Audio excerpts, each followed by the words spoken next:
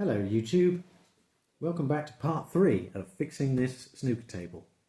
I lied in the last video, I'm not going to cover the bed yet because it's quite convenient to work on the table. I've just put the old cloth on it. So today's video is going to be about the cushions. So let's go back to when I first took the table apart. So I've pulled all the staples out, let's see what's underneath.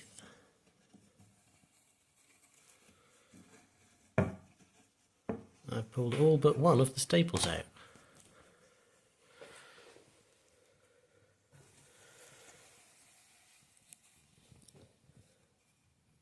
Oh, the rubber is super thin.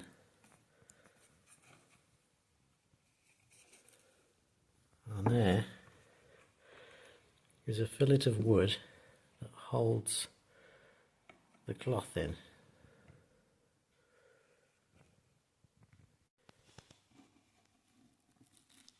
Just pull it out. Oh yes, it looks like that'll come eventually. Come here.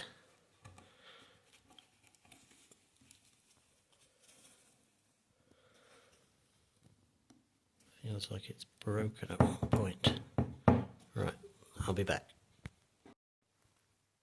Look at all these staples. Staple City in there.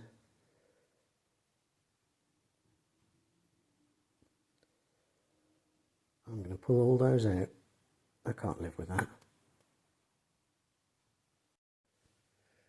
These fillets, most of them are broken into tiny little pieces like this. 3 of them came out in one piece. I want new ones. So I went to B&Q and I bought this, which is 6mm square. This of course is imperial, it's 1/4 inch. Now although this will fit in the slot, if you try and put the cloth in as well, it's too tight, you can't get it in. So I pondered what to do about this, and I could try and slim this down, but that would be quite difficult I think. So what I'm going to do is to make the slot bigger, which would be a lot easier if I had a router table, which I don't. I've got a router though. I've also got a piece of plywood that I found in a skip and an old table. So I'm going to make a router table just to do this job.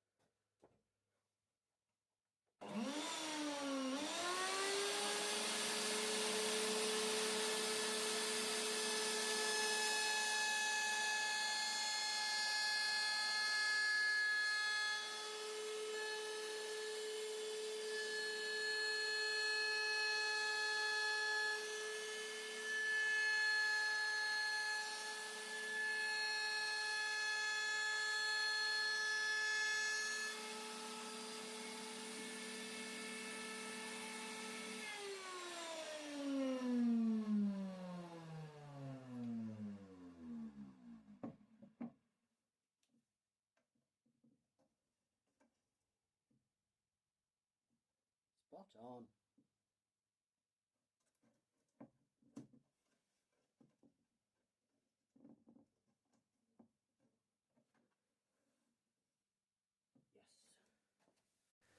Well, that was a bit nerve-wracking, but it actually worked out perfectly. I routed all 6 pieces, and now I'll be able to fit metric wood in there. I'm chuffed with that. And anyone in the future who recovers the table will be able to buy new fillets that fit. Now I need to talk about cushion rubber. This is the rubber that I took off, which is just 1/4 inch square, and it's lost all its bounce. I thought this would be easy to find online. I'd be able to buy a replacement for this, no problem. I was wrong. I can't find it anywhere. The nearest thing I could find was this, 6mm square, and is described in the listing as 4 pool tables. It's not. It's rubbish. It's completely useless because it's hard plastic. It's not bouncy at all. I don't know what it's for. It looks like it's for sealing windows. So then I bought this, which is nitrile rubber, 6mm square. Looks perfect, but is also no good. It's not bouncy at all. It's flexible, but hard. So I was running out of options. Proper snooker table rubber is quite big, even the reduced size versions.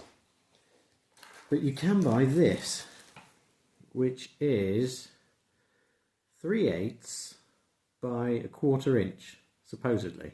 It's the smallest stuff they seem to sell for home tables, and a few places sell this, so I think it's a kind of standard that will be available in the future. It's not ideal for me because, firstly, it's bigger than advertised. It's not 3/8, it's more like 5/16, and it's described as square, but it isn't.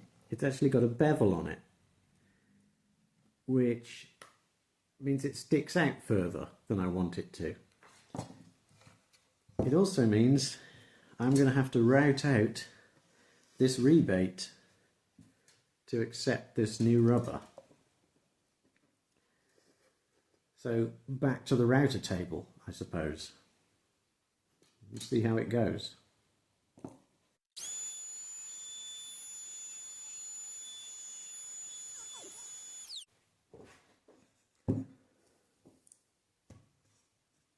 I have finished the route.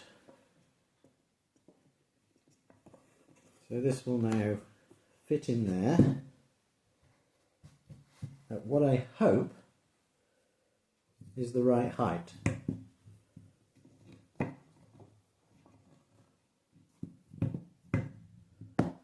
mean, it's not terrible.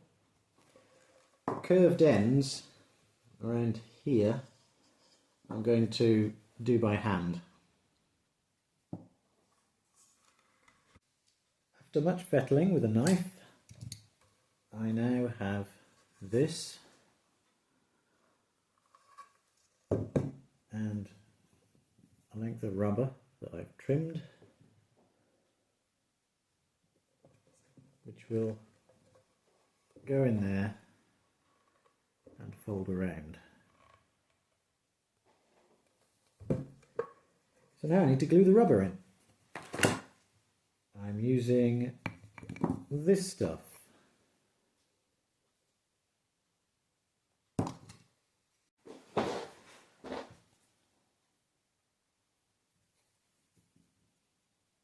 I'm just going to start by gluing the straight edge. I'll do the curves later.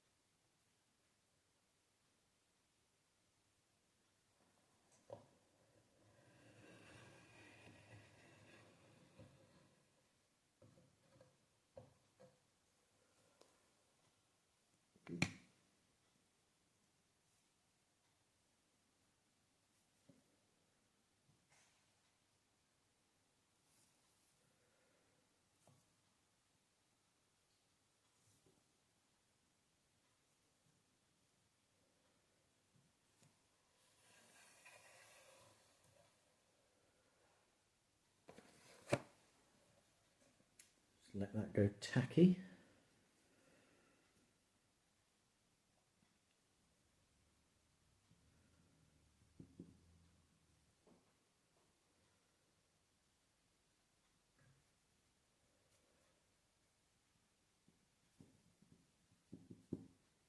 Right, I think that's ready.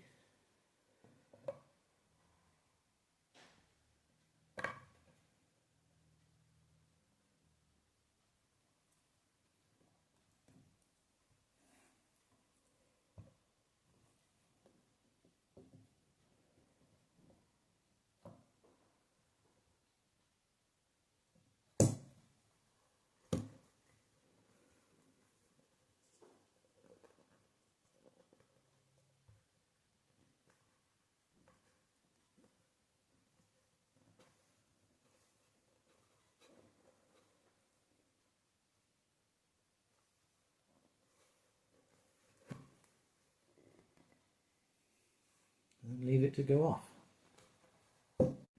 And here is the finished article, screwed to the side temporarily just to check. But I'll show you how I covered it in the next video.